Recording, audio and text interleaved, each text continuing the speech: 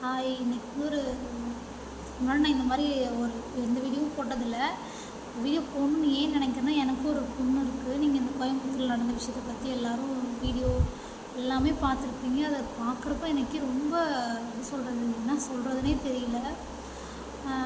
நான் ஏன்னா எல்லா வீட்லேயும் வந்து பொண்ணுங்க வச்சுருக்கவங்க பயப்படுறீங்க. ஆனால் அதுக்கு முன்னாடி இந்த ஆம்பளை பசங்க இருக்கிற வீட்டில் இருக்கீங்களா, அவங்கள நான் சொல்கிறேன், தயவு செஞ்சு பொண்ணுக்கு எவ்வளோ கட்டுப்பாடு இருக்கும் அதே மாதிரி பையனுக்கு எல்லா ரெஸ்ட்ரிக்ஷனும் இருக்குதுன்னு சொல்லி வளரணும்.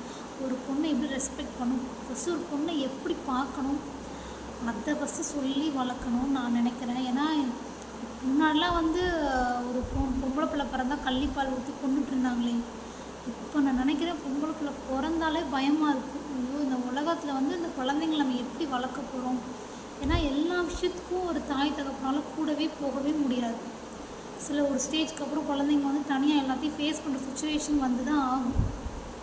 நான் ஒன்றே ஒன்று சொல்கிறேன், ஒன்று வந்து பொண்ணுக்கோ பையனுக்கோ அதிகமாக ஃபோன் கொடுக்காதீங்க. என்ன பண்ணுறாங்க, என்ன பண்ணக்கூடாது எல்லாத்தையும் கரெக்டாக சொல்லி வளங்க. முதல் ஆம்பளை பசங்களுக்கு சொல்லி வளங்க. பொண்ணுங்களை நான் உங்ககிட்ட சொல்கிறேன்னா, நீங்கள் யாரையுமே நம்பாதீங்க. அப்பா அம்மா கூட பிறந்தவங்களை தவிர யாரையுமே நம்பாதீங்க. எல்லாத்துக்கிட்டையும் ஒரு சந்தேக கண்ணோட்டத்தோடு இருங்க. யார்கிட்டையும் பேசாதீங்க. அனாவசியமான பேச்சை ஸ்டாப் பண்ணிடுங்க. யாரையும் நம்பி தனியாக போகவே போகாதீங்க. நான் ஒரு டைமுக்கு மேலே நான் சொல்கிறேன், யாருமே வெளியவே போகாதீங்க. ஒரு டைமுக்கு மேலே போகிறீங்களா, உங்களுக்கு சேஃபாக இருக்கா, யாருமே எல்லாம் சுற்றி இருக்காங்களா, சுற்றி இல்லையா, அப்போ எது நமக்கு சேஃபான இடமோ அந்த இடத்துக்கு போயிருங்க. ஃபஸ்ட்டு வந்து உயிர் தாங்க முக்கியம், அதுக்கப்புறம் தான் நமக்கு எல்லாமே. ஸோ பேரண்ட்ஸ் நான் சொல்கிறது என்னென்னா, ஒரு பொண்ணு வந்து என்ன பண்ணுறா, எங்கே போகிறா, இத்தனை டைமுக்கு வீட்டுக்கு வந்துருன்னு எல்லாமே ஒரு ஸ்ட்ரிக்டாக வந்து குழந்தைங்கள ஃபஸ்ட்டு வளங்க. ஆம்பளை பசங்களையும் அப்படி தான் நான் சொல்லுவேன். ஒரு பொண்ணை வந்து எப்படி சொல்கிறது, இப்போ நம்ம கூட பிறந்தவங்க அக்காவோ தங்கச்சியோ அம்மாவோ அழுதாங்கன்னா நமக்கு எவ்வளோ கஷ்டமாக இருக்கும். அப்படி தானே ஒரு பொண்ணு துடிக்கிறப்போ இருக்கும். அந்த பொண்ணோட நிலைமையை நான் நினச்சி பார்க்க கூட விரும்பலை. ஏன்னா எனக்கு அதை நினைக்கிறப்போ நம்மளும் ஒரு பொண்ணு, நம்ம கூட பிறந்தவங்க, நம்ம அக்கா தங்கச்சிங்க பிள்ளைங்க, பச்சை பிள்ளைங்க இருக்காங்க. அதெல்லாம் நினைக்கிறப்பயே பயமாக இருக்குது. தயவு செஞ்சு சொல்கிறேன், இந்த மாதிரி பண்ணுறவங்கள நான் வந்து படம் பேர் சொல்ல விரும்பலை. ஒரு மலையாள படம் தான் நினைக்கிறேன், படம் பேர் தெரியும், நான் சொல்ல விரும்பலை. அந்த படத்தில் அவங்க ஒய்ஃபை இந்த மாதிரி ஒரு சில நாய்ங்க பண்ணிடுங்க. அதுக்கு வந்து இந்த அவங்கள வந்து அவங்க சொல்கிறது அவங்களோட சாட்டிஸ்ஃபேக்ஷனுக்காக அவங்க உடம்புல வந்து பாம்பு கட்டி அப்படியே அந்த அப்படியே உடம்பே செதறிடும். அந்த மாதிரி ஒரு தண்டனையை அந்த மக்களுக்கு முன்னாடி இதை பண்ணணுன்னு நான் நினைக்கிறேன். அப்படி பண்ணால் தான் இந்த மாதிரி ஜீவனமாக திருந்துவாங்க. இதெல்லாம் எப்படி நடக்குது, யாரோ ஒருத்தவங்களுக்கு பனிஷ்மெண்ட் கிளாஸில் ஒரு பிள்ளைக்கு பயங்கர பனிஷ்மெண்ட் கொடுக்குறாங்க. அந்த கிளாஸில் இருக்க எந்த பிள்ளைங்களும் அந்த தப்பை பண்ண யோசிக்கணும்னா பனிஷ்மெண்ட் பயங்கரமாக இருக்குன்னு சொல்லி, அதே மாதிரி இதுக்கு ஒரே ஒரு எடுத்துக்காட்டுக்காவது ஒரு விஷயத்தையாவது பண்ணுங்களேன். இவ்வளோ சீக்கிரமாக அவனை கண்டுபிடிச்சி என்ன பண்ண தான் ட்ரீட்மெண்ட் கொடுத்துட்ருக்கீங்க. எதுக்கு? எத்தனையோ பேர் ரோட்டில் சும்மா யாரும் அனாதையாக அவங்களுக்கு ட்ரீட்மெண்ட் கொடுக்க கூட யாரும் கிடையாது. நீங்கள் இந்த மாதிரி பண்ண அந்த நாய்களுக்கு ட்ரீட்மெண்ட் கொடுத்துட்ருக்கீங்க.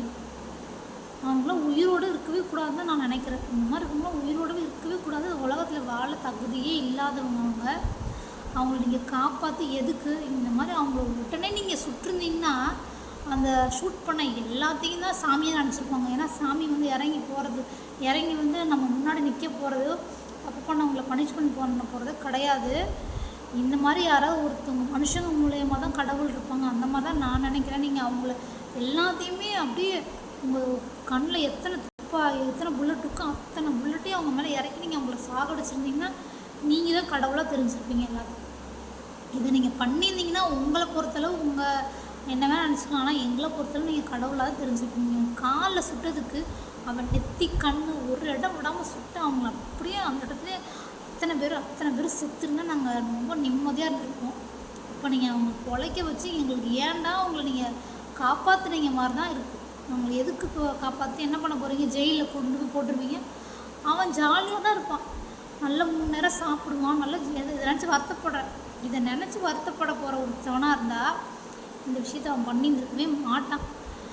ஆனால் நீங்கள் எதுக்கு இவனை காப்பாற்றுனீங்களோ, நான் உங்கள்கிட்ட எல்லாருக்கிட்டையும் சொல்கிறது, பொம்பளை பிள்ளைங்களும் ரொம்ப ரொம்ப சேஃபாக பார்த்துக்கோங்க. நம்ம தான் குழந்தைங்கள சேஃபாக பார்த்துக்கணும். அது நம்மளோட பொறுப்பு. ஃபோன் கொடுக்காதீங்க, கண்டதையும் பார்க்க வைக்காதீங்க. அது பொண்ணோ பையனோ எதையுமே பார்க்க வைக்காதீங்க. உங்களுக்கு எது தேவையோ அதை கரெக்டாக நீங்கள் கொடுங்க. அது ஒரு பெற்றவங்களோட கடமை. அதுதான்.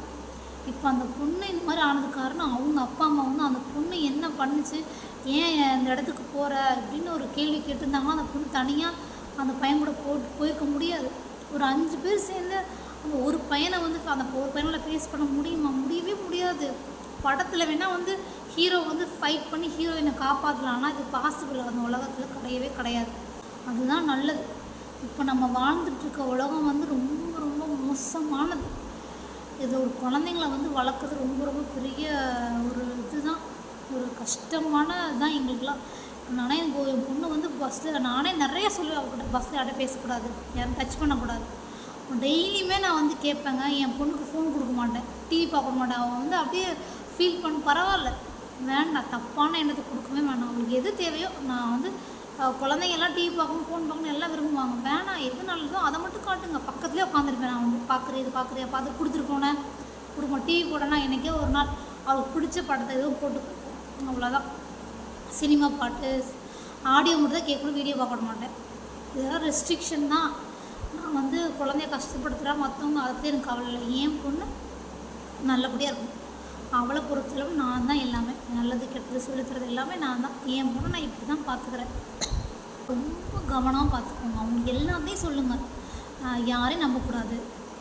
முக்கியமாக யாரையுமே நம்பவே கூடாது. தயவு செஞ்சு நான் உங்களுக்கு சொல்கிறேன், பொண்ணுங்களே தயவு செஞ்சு எல்லோரும் நீங்கள் எவ்வளோ வேணால் ஃப்ரீடமாக இருங்க. எல்லாமே ஒரு லிமிட்.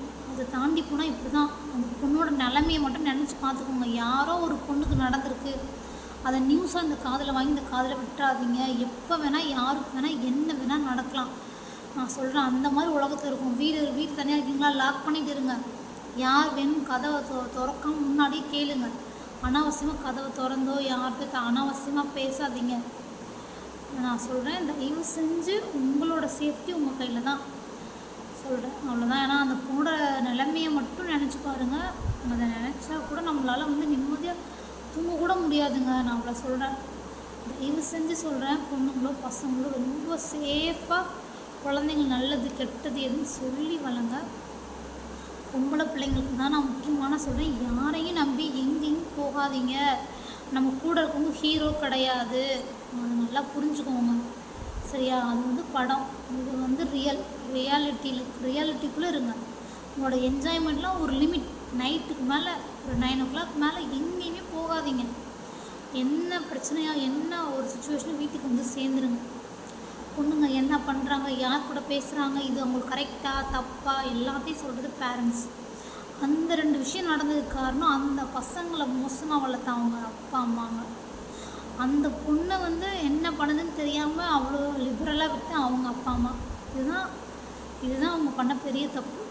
நம்ம அவங்கள குறை சொல்லி என்ன பண்ண முடியும்? இப்போ அந்த பொண்ணோட லைஃப்பை நினச்சி பார்த்தீங்களா? நம்ம ஓடி ஓடி சம்பாதிக்கிறோம். யாருக்காக? பிள்ளைங்களுக்காக தானே ஓடி ஓடி சம்பாதிக்கிறீங்க.